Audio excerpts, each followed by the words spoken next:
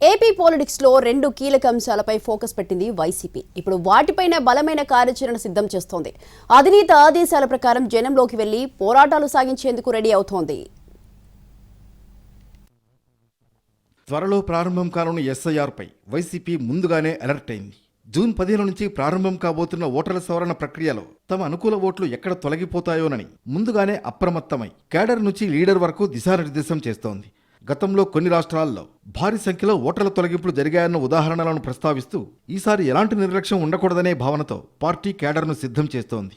తాడేపల్లిలోని పార్టీ కేంద్ర కార్యాలయంలో సర్పై వరుస సమావేశాలు నిర్వహిస్తున్నారు. నువ్వు ఎన్యూమరేషన్ ఫామ్ ఇస్తే దాన్ని అయితే ఎంటర్ అయిపోతుంది డ్రాఫ్ట్.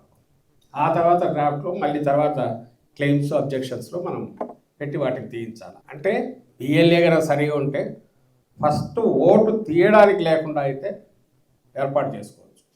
ఎప్పుడు అప్ టు డ్రాఫ్ట్ లెవెల్ కూడా, డ్రాఫ్ట్ లెవెల్ వరకు కూడా ఏ ఓటు పోకుండా తీసుకోవచ్చు. ఎవరైతే ఎస్ఐఆర్ చూస్తున్నారో వాళ్ళు వాటికి ఎప్పటికప్పుడు తెలుసుకొనో ఎక్కడ అలాంటి పరిస్థితి ఉందో వాళ్ళ మీద ఇమ్మీడియట్ కంప్లైంట్ రైజ్ చేయించేటట్టు చూడడము, బిఎల్ఏని తెప్పించుకొని కోఆర్డినేటర్ ద్వారా ఆ ఎక్సర్సైజ్లోకి వెళ్ళడానికి కూడా ప్రిపేర్డ్గా ఉండాలి.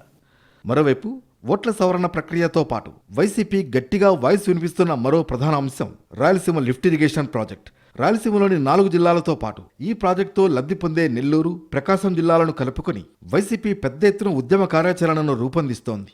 రాయలసీమ ప్రాంతానికి జీవనాడిగా భావిస్తున్న ఈ ప్రాజెక్టు విషయంలో ప్రస్తుత కూటమి ప్రభుత్వం తీవ్ర చిత్తశుద్ధి లోపంతో వ్యవహరిస్తోందని వైసీపీ నేతలు ఆరోపిస్తున్నారు. రాయలసీమ లిఫ్ట్ ఇరిగేషన్ ప్రాజెక్టును ప్రజా ఉద్యమంగా మలిచేందుకు కార్యాచరణను వేగవంతం చేసింది. రాయలసీమ 4 జిల్లాలతో పాటు నెల్లూరు, ప్రకాశం జిల్లాల్లో రౌండ్ టేబుల్ సమావేశాలు, నిరసన కార్యక్రమాలు నిర్వహిస్తూ ప్రజల్లో అవగాహన పెంచుతోంది. తెలంగాణలో నిర్మాణంలో ఉన్న ప్రాజెక్టుల ప్రభావంతో రాయలసీమకు నీటి అన్యాయం జరుగుతోందన్నది వైసీపీ ఆరోపణ. ఇప్పటికే జిల్లా స్థాయిలో నిర్వహించిన సమావేశాలకు మంచి స్పందన వచ్చిందని చెబుతున్న వైసీపీ ఇప్పుడు ఉద్యమాన్ని నియోజకవర్గ స్థాయికి తీసుకెళ్లే ప్రయత్నం చేస్తోంది. అటు ఓటర్ల జాబితా భద్రత, ఇటు ప్రాంతీయ ప్రయోజనాలే లక్ష్యంగా వైసీపీ వ్యూహాలు రాబోయే రోజుల్లో ఎలాంటి ఫలితాలు ఇస్తాయనేది చూడాలి.